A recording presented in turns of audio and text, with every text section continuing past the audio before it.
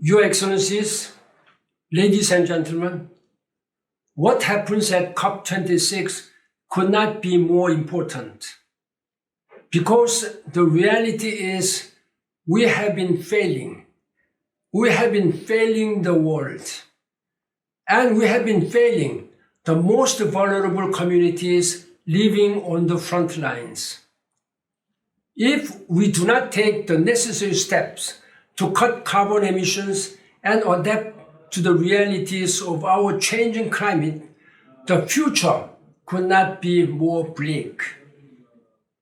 Yet the response by governments around the world to the COVID-19 pandemic has shown what is possible when we face imminent peril. We must harness this same drive today in our response to existential climate threats. We cannot continue with business as usual. The most vulnerable are already bearing the brunt of our accelerating climate crisis. It is time for a change, and we all have a responsibility to make it happen. Young people are accusing us of not acting with a sense of urgency the climate emergency requires. We must show them we understand there can be no more hollow promises, and that we understand the opportunity there is to transform our world to a sustainable and resilient future, to allow countries to move from climate vulnerability to climate prosperity.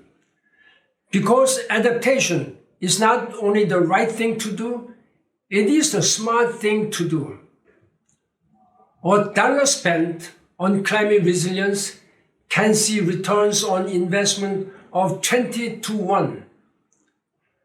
This is why I'm pleased to see the United Kingdom has made adaptation a priority for this COP26, and that over 30 countries have now submitted adaptation communications or national adaptation plans representing more than 2 billion people, helping to share best practice and mobilize action.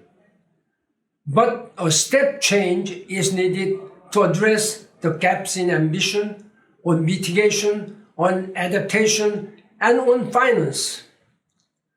To support the delivery of the Paris Climate Change Agreement goals, as the only international organization dedicated entirely to accelerating adaptation action, the Global Center on Adaptation, GCA, with Dr. Verkooyen at the helm, is ready to play its part in this transformation. To urgently accelerate climate action and ensure finance is flowing to support this transition, especially for the poorest and the most vulnerable. There is no time to waste.